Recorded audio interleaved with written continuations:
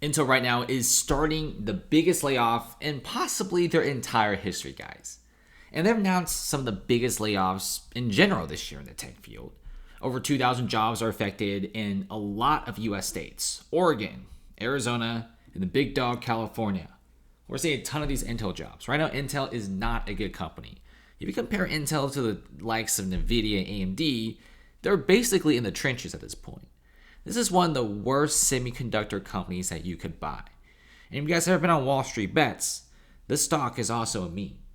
Right now, Intel is announcing massive layoffs. They've even discontinued the snack section in their company. I mean, when a company is basically collapsing, they're behind on tech, massive layoffs, and the snacks are no longer free, it's probably not a company that you really want to invest in. Intel right now is not hiring people. They're only laying off people. And the layoffs are going to impact several of the biggest places in America. Like the layoffs are going to affect like 1,300 employees in Oregon, 300 to 400 in Arizona, and about 200-ish employees in California, and a few hundred more in Texas. And right now, if you look at Intel, the Oregon one is going to be the really tough one because we're going to be seeing many of Intel's brightest and best employees being laid off. Many people think that it's probably just a customer service department, but it's also more than that. You have a lot of the very talented engineers, very veteran and seasoned guys in Intel. They're being laid off. And right now, 15,000 employees are going to be laid off in the next few months. This is really scary. People think the Intel layoff was just a bluff, but this is actually legit. Right now, even though with the layoffs, the company stock price hasn't really went up.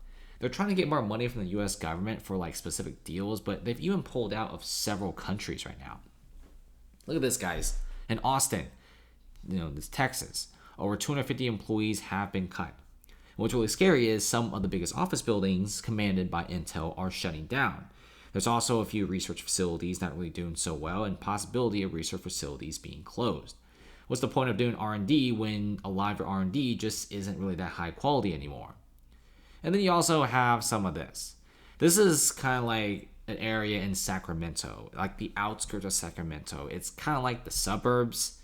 And a lot of restaurants and a lot of people are really scared about this because if Intel is cutting like 15,000 jobs and a lot of it is going to be coming from the HQ, there's going to be less business.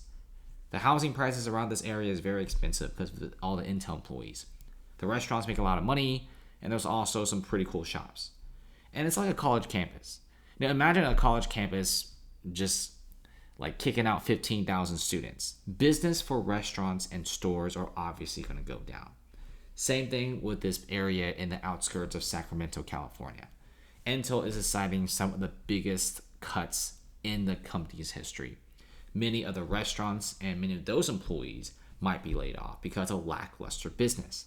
When a bunch of very high-paying tech workers just got fired, I don't really think a restaurant is going to be having the same business as before. So Intel layoffs are having a massive rippling effect. And then you also have postponing chip factories. And for example, in Germany, there are several projects by Intel that are real estate related that are being halted. People always think that when companies shut down offices, it's just like the regular offices. Like sometimes warehouses get shut down, sometimes big office projects get shut down. And this chip factory was supposed to bring jobs and a boost in the economy in this location. But now it's postponed. Intel earnings are crap. It's $23 a share. Share price right now is the same as in the 90s.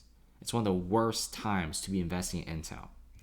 And right now, semiconductor industry is a very fast industry. Obviously, if you can't play catch up and your company just isn't doing so well for years and years and years, several more talented chip companies are on the rise, especially some of them from China, surprisingly. Look at this, guys. Even Intel is pulling research operations out of China, laying off 1,000 employees. Intel is shutting down its entire research and design department in China due to increased competition. Like I said, there's a lot of news articles saying how bad Chinese semiconductor companies are, but in fact, in reality, Chinese semiconductor companies aren't even that bad. They're actually way more advanced than we give credit for them for.